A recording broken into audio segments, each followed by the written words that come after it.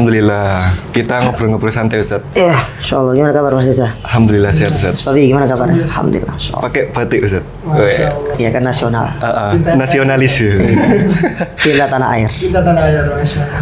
Ustaz, ini yang sedang hangat Ustaz. Bicara tentang musibah Ustaz. Ini kan virus corona ini termasuk juga musibah Ustaz. Iya. Nah, kita anak pribadi mau nanya Ustaz terkait musibah ini. Sebenarnya ketika terjadi musibah, baik itu musibah secara global, secara dunia, atau musibah banjir kota, atau bahkan musibah yang menimpa diri kita sendiri, itu sebenarnya yang salah siapa Ustaz? Alhamdulillah wassalatu wassalamu ala rasulillah amma ba'd. Sebenarnya kayak banjir, kemudian corona atau apa yang lainnya, itu bisa dikategorikan dua hal ya. Yang pertama bisa itu memang musibah, dan yang kedua itu merupakan ujian. Ya, kalau musibah itu ya apa namanya? Atau bala lah istilahnya. Bala. Ya, musibah atau bala. Ya, atau bisa kita katakan nanti bencana itu berupa azab nanti itu kepada mereka-mereka yang tidak beriman sama Allah. Adapun kepada orang yang beriman itu namanya ujian atau cobaan dari musibah itu. Jadi yang disalahkan dari musibah ini Allah sebutkan di dalam Al-Quran, ya, di dalam surat Ar-Rum ayat yang ke-41 Allah Ta'ala berfirman, "Zaharal fasadu fil barri wal bahri bima kasabat aydin nas liyudhiqahum ba'dalladzi amilu la'allahum yarji'un."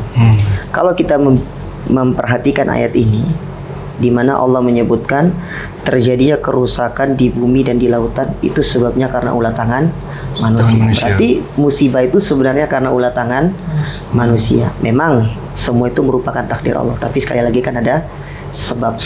Sebab Allah menurunkan musibah itu salah satunya karena ulah tangan manusia. Nah, apa maksudnya ulah tangan manusia di sini?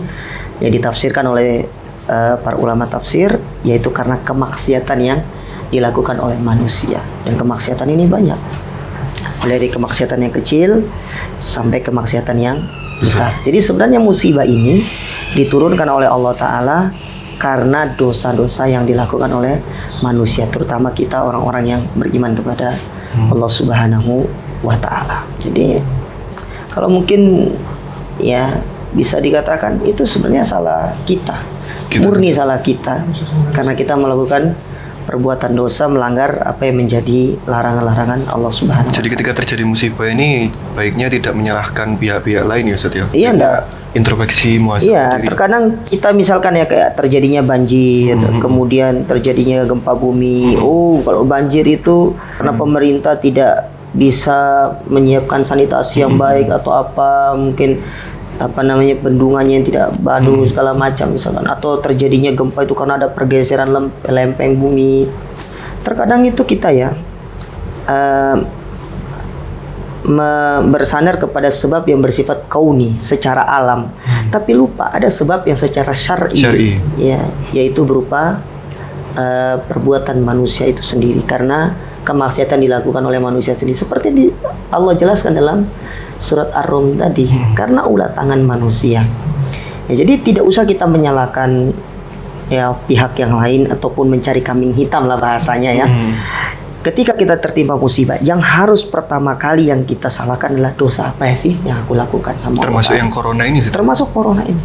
Musibah Ya. secara global itu. Ya mungkin secara ilmu medisnya perpindahan virus dari hewan menuju manusia. Tapi apa sebabnya? Ada sebabnya. Ya, toh. Tidak hanya sekedar perpindahan seperti itu secara alami, pasti karena ada sebabnya. Mungkin karena mereka melanggar larangan Allah, seperti misalkan kita tahu, oh ternyata di sana mereka memakan makanan yang tidak dihalalkan atau tidak disyariatkan oleh agama. Misalkan, iya mereka kan orang kafir, Ustaz. Benar, ya. Jadi tidak hanya orang kafir, ya tidak hanya orang Islam yang dilarang, orang kafir pun ketika melakukan demikian maka hukumannya pun demikian kepada mereka. Juga, ya. Lalu bagaimana Ustaz kalau misalkan HP kita hilang atau nauzubillah bahkan kebegal atau sampai terkena corona Ustaz, itu sikap terbaik kita itu bagaimana Ustaz? Yang pertama yang harus kita lakukan adalah bersabar. Ini sikap yang paling utama. Bersabar. Ya, sebagaimana Nabi alaihi salatu wasallam pernah bersabda, ya ma'utiya ala ahadin ausa wa khairu minas sabr. Tidak ada sesuatu yang lebih utama yang diberikan oleh Allah kepada seorang mukmin, melainkan sifat sabar. Karena sabar ini merupakan sifat yang sangat luar biasa. Bahkan Allah juga menyerangkan dalam Al-Quran, kalau kita mendapatkan musibah, maka kita bersabarlah dan berikanlah kabar gembira kepada orang-orang yang bersabar. Ini yang pertama yang harus kita tanamkan dalam diri kita adalah kita bersabar, ya. Kemudian yang kedua, sikap seorang mukmin itu hendaklah dia menyerahkan semuanya sama Allah Subhanahu wa taala, karena semua itu merupakan takdir Allah taala. Kemudian yang ketiga, di antara sikap kita adalah dengan kita berdoa kepada Allah, meminta kepada Allah taala supaya Allah menggantikan dengan yang lebih baik. Kemudian yang keempat, nah ini penting. Kita harus husnudzon. Ya, karena setiap musibah itu pasti ada hikmahnya. Coba kita perhatikan ayat tadi dalam surat Ar-Rum ayat yang ke-41 itu. Di situ Allah sebutkan hikmah dari Allah menurunkan musibah. Apa lanjutan dari ayat itu setelah Allah mengatakan, ya ini bima kasabat aidikum liyudhiqahum ba'dalladzi bima amilu, supaya kalian merasakan apa sih dari ulah tangan yang kalian lakukan, itu maksudnya. Allah sebutkan di akhir ayat itu dengan Allah mengatakan la'allahum yarji'un, supaya mereka kembali. Ini kita ini punya Tuhan, kita punya Allah tempat kita kembali. Artinya Allah menegur kita dengan musibah hilangnya HP, mungkin karena HP yang sering kita mainkan, kita lupa zikir sama Allah Ta'ala, ya toh. Kita hanya kebanyakan main HP, atau mungkin yang lainnya yang menyebabkan kita lalai sama Allah. Jadi Allah itu hilangkan barang itu dalam rangka apa? Supaya kita ingat sama Allah Ta'ala, supaya kita kembali sama Allah Ta'ala. Itu aja sebenarnya intinya. Makanya kalau orang-orang benar-benar beriman sama Allah Ta'ala, dia akan, oh ya sih, kayaknya Allah tuh memang menegur aku. Nanti insya Allah Allah akan ganti dengan yang lebih baik. Dan harus tanam yakin bahwasanya setiap musibah itu pasti ada hikmahnya, termasuk corona seperti ini.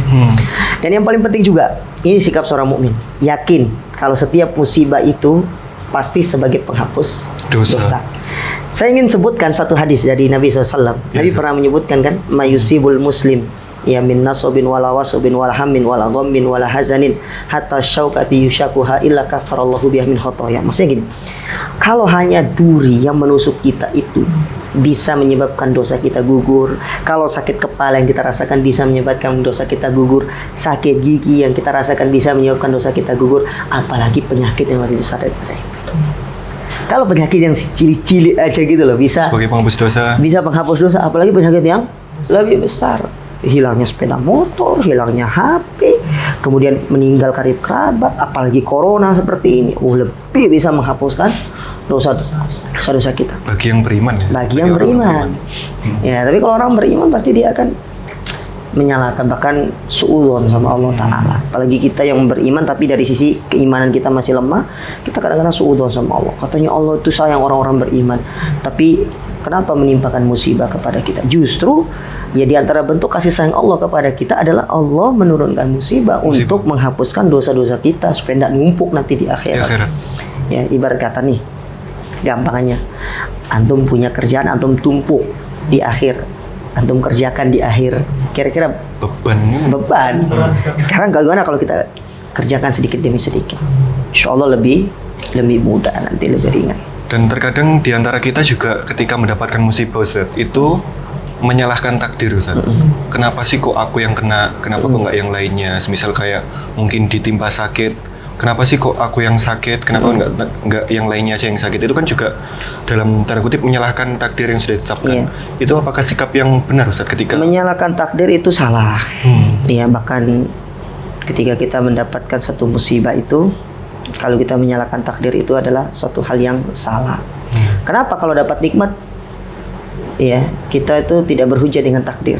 Ya, kalau dapat musibah saja berhujah dengan takdir. Padahal kan takdir Allah itu mencakup nikmat dan musibah. Ini diantara bentuk sunnatullah, bahwasanya Allah tidak hanya memberikan kita nikmat, tapi juga akan menurunkan kita musibah.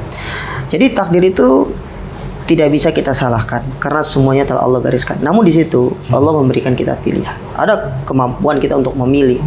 Ya, seperti contoh, sekarang anak kasih antum ada gelas air isinya air putih sama ada isinya teh tarik misalkan. Teh tarik, Masya ya kan? Allah.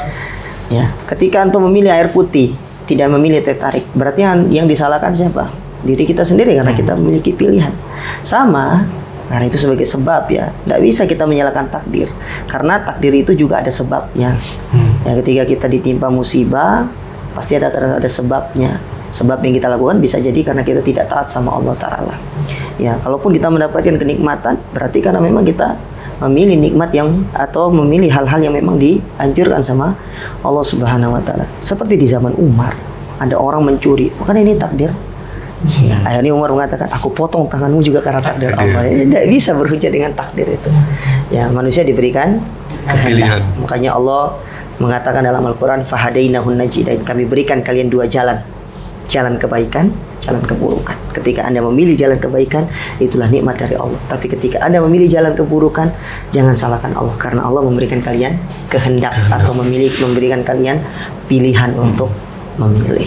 Jadi musibah ini memang ulah tangan kita dan maksiat ya Ustaz ya? Iya, Ya, karena maksiat. sikap yang terbaik bertaubat itu ya? Bertaubat, Kembali pada Allah tadi. sabar, bertaubat kembali sama Allah Ta'ala.